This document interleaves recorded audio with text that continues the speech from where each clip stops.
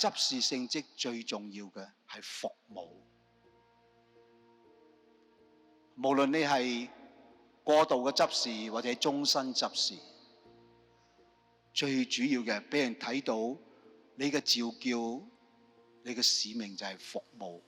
9月20號，香港教區主教周守仁書記喺深水埗聖方濟各堂為2位教區修生林若琪同張太賢授予執事聖別。佢喺講道入邊亦都勸勉2位執事。當我哋宣講福音嘅時候，如果冇個愛，係得個形式得啲規矩去做出嚟咧，係好空洞。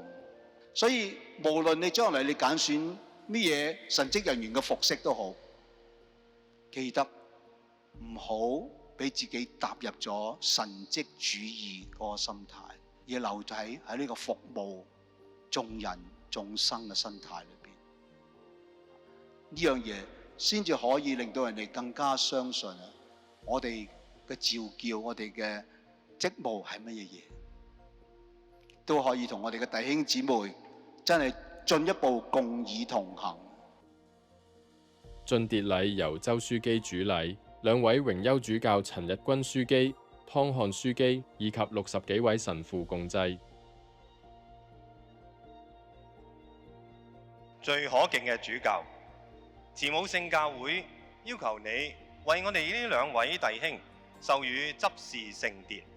身兼聖神修院院長嘅夏志誠輔理主教向周書記推薦2位修生林若琪同張太賢領受執事聖別。經詢問基督子民同埋各有關人士嘅意見，我可以證實呢2位弟兄確有資格。咁樣我哋就仰賴天主同我哋主耶穌基督嘅助佑，我哋揀選呢2位弟兄領受執事聖別。靠天主的助佑，我願意。宣誓儀式莊重而感人。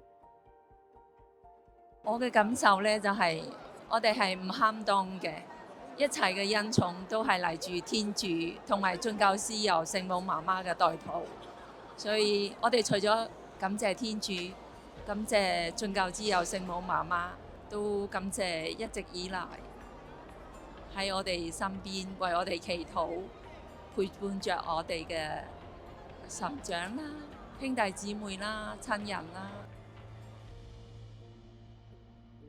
我從小就係幫佢領咗洗啦，跟住我哋做父母要喺靈修方面培育嘅，咁我就同佢係入咗個天主教小學啦，咁然之後就參加基督小先鋒啊、親親小耶穌啊，然之後主日學啊咁，但係跟住後來係佢自己發展啊，咁佢自己咧係入咗呢一個輔祭會之後咧，就開始好投入咯。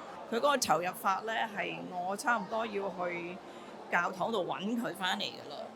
2位執事喺司長同母親嘅協助下披上祭衣，象徵住佢哋獻身教會嘅決心。彌撒尾聲，2位執事分別致辭，感謝喺聖召路上給予佢哋支持同埋幫助嘅弟兄姊妹。懇請大家繼續為我祈禱，使我常能夠成為天主嘅忠僕，為教會奉獻自己。希望大家繼續去為聖召祈禱之餘，亦都為我哋修院嘅兄弟祈禱，願更多嘅青年願意更加堅決咁去回應天主嘅召叫。願天主報答大家，天主保佑。彌撒結束前，周書記都鼓勵佢哋多啲返屋企。我宣布做執主教之前，我都通咗水俾我媽。我媽聽咗之後即刻喊，佢唔係喜極而泣喎。